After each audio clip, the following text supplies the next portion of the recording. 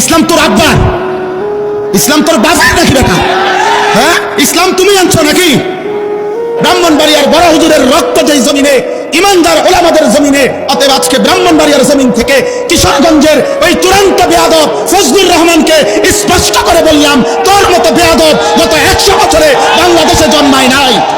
তুই স্বাধীনতার পক্ষের না, তুই স্বাধীনতার শত্রু, তুই এদেশের শত্রু বেটা।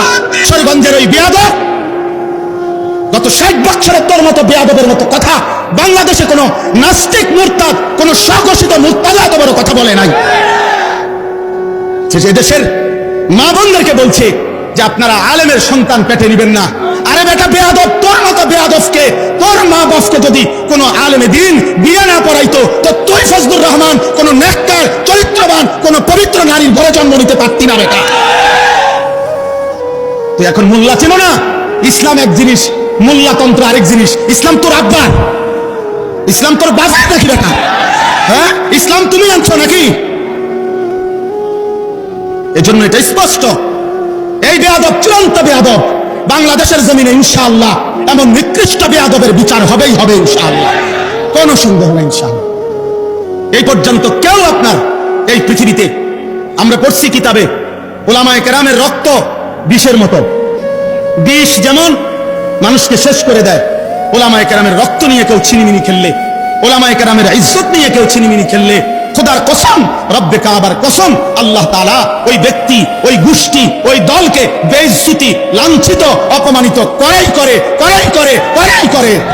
এজন্য 16 বছর যারা জুলুম করেছে, ওলামাদেরকে বেইজ্জতি করেছে, আজকে তারা নাই। মামুনুল হক এখনো বাংলার জমিনে বহাল আছেই আলহামদুলিল্লাহ। মামুনই আছে। মামুন মানে নিরাপদ, মামুনই আছে। ফ্যাসিস্ট নাই, জালেম নাই, অহংকারীরা নাই। এটাই রবের ফয়সালা, এটাই আল্লাহর ফয়সালা। ব্রাহ্মণবাড়িয়ার ওই বেয়াদব, ব্রাহ্মণবাড়িয়ার উলামায়ে কেরামকে বারবার বিদ্রুপ করেছিল। তুমি ওবায়দুল মুক্তাদির আজকে ব্রাহ্মণবাড়িয়ার জমিনে নাই, কিন্তু ব্রাহ্মণবাড়িয়ার কওমি মাদ্রাসাও আছে, আল্লামা সাজিদুর রহমানও আছে, আল্লামা মুফতি মুবারকুল্লাহও আছে, থাকবে ইনশাআল্লাহ। এটা ভুলে গেলে চলবে না ইনশাআল্লাহ। বলেন ইনশাআল্লাহ। হ্যাঁ, মুসলমান 16টি বছর আমাদেরকে জঙ্গিবাদ, এই সমস্ত উগ্রবাদ, এই সমস্ত শব্দ বলে ইসলামের পবিত্র বিধান জিহাদ এই শব্দটা উচ্চারণ করতে দেয় নাই।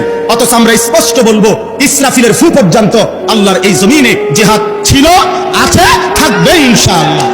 এজন্য জিহাদ থাকবে কিনা বলেন? আপোষ না জিহাদ, আপোষ না জিহাদ, আপোষ না জিহাদ।